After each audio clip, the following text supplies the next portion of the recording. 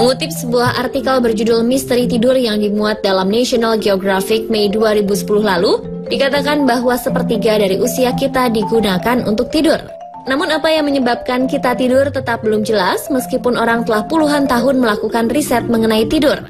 Teori yang paling mudah diterima adalah bahwa tidur merupakan kebutuhan otak. Sayangnya tidak semua dapat mudah untuk tidur, termasuk juga pada anak-anak. Mengetahui cara menidurkan anak dengan mudah sangatlah penting bagi orang tua yang selalu mengalami kesulitan. Salah satunya adalah dengan memberikan suasana tidur yang nyaman dengan diiringi alunan lagu pengantar tidur yang lembut. Lagu yang paling terkenal untuk menidurkan anak, terutama anak-anak Indonesia, adalah lagu Nina Bobo. Namun tahukah Anda, lagu yang sudah dinyanyikan dari generasi ke generasi tersebut ternyata memiliki banyak fakta menarik dan kisah menyeramkan di balik kelembutan melodinya. Seperti apakah kisahnya? Berikut tayangannya.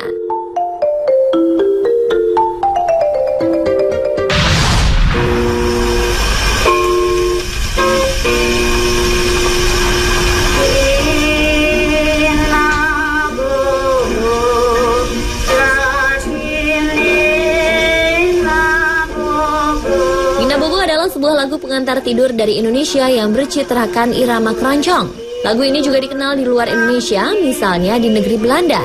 Lagu ini dipopulerkan oleh Anneke Grönlund dan Wieteke van Dort. Dalam bahasa Indonesia, kata-kata yang digunakan untuk menidurkan dalam lagu ini adalah Nina Bobo atau Nina Bobo.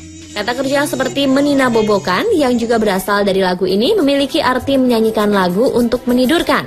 Penggunaan kata tersebut spesifik hanya di Indonesia. Kata Nina seringkali dikira merupakan nama gadis. Kata tersebut sebenarnya berasal dari bahasa Portugis menina yang meskipun juga memiliki arti gadis tetapi bukanlah sebuah nama.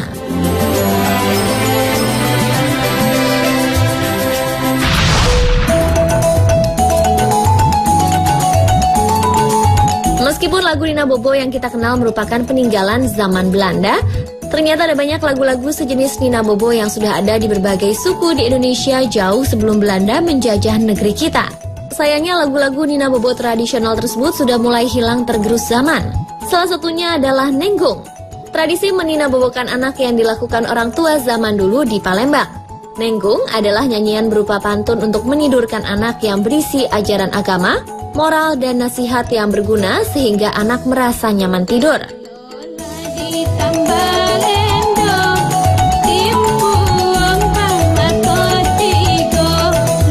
Nenggung dapat diturunkan oleh ibu, ayah, nenek, kakek, atau sanak keluarga lainnya yang dekat dengan si anak.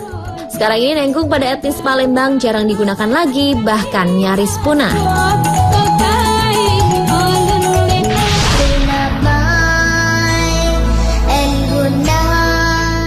Lagu Nina Bobo memiliki banyak versi di seluruh dunia.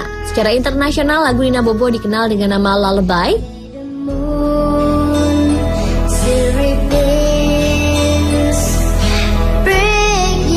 Lullaby dapat ditemukan di banyak negara dan sudah ada sejak zaman kuno. Penelitian yang dilakukan oleh Dr. Jeffrey Proman menemukan bahwa terapi dengan musik yang lembut tidak hanya memperlambat denyut jantung dari bayi yang dilahirkan prematur, tetapi juga membantu mereka untuk bisa tidur lebih pulas dan makan lebih berselera. Sehingga terapi ini bisa membantu menambah berat badan dan mempercepat pertumbuhan bayi tersebut. Sebagian besar lagu Lullaby tanpa memperhatikan liriknya memiliki kualitas menghipnotis secara damai. Lagu Lullaby juga banyak ditulis oleh komposer klasik seperti yang ditulis oleh Johannes Brahms berjudul Wagen Light pada tahun 1868. Chopin dalam Opus 57 juga merupakan lullaby yang dimainkan dengan piano tunggal. Contoh terkenal lainnya adalah lullaby karya Maurice Ravel, Ferruccio Busoni, Benjamin Godard, dan masih banyak lagi.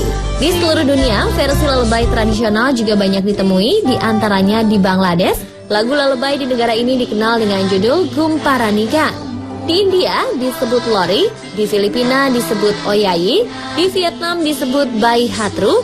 Di Inggris lagu lullaby yang terkenal adalah Hush Little Baby, di Chechnya Spi Jani Kuspi, di Denmark The Sun Is So Red Mom, di Belanda Slap King's Slap, di Timur Tengah Lai Lai Lai Lai Go Elahe.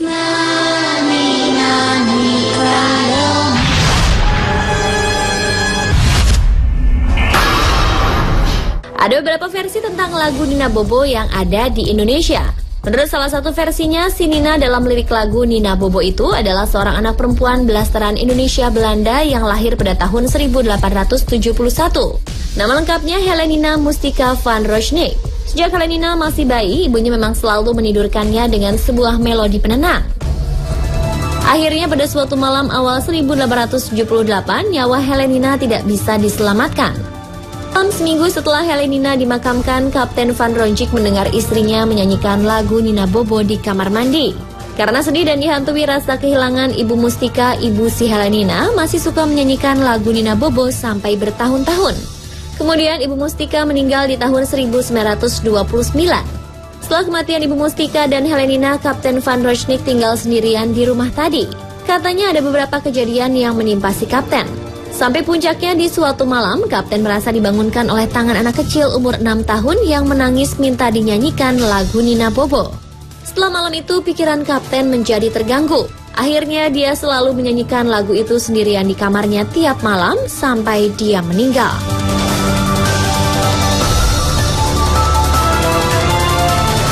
Demikian pemirsa beberapa kisah unik dan menyeramkan tentang lagu Nina Bobo. Benar atau tidaknya kisah tentang lagu Nina Bobo tersebut, tetap saja menina bobokan buah hati adalah salah satu momen yang paling tidak boleh dilewatkan begitu saja. Karena di saat seperti itu ada hubungan kasih sayang seorang ibu pada anaknya akan semakin terasa dan teringat terus oleh si anak hingga dewasa nanti.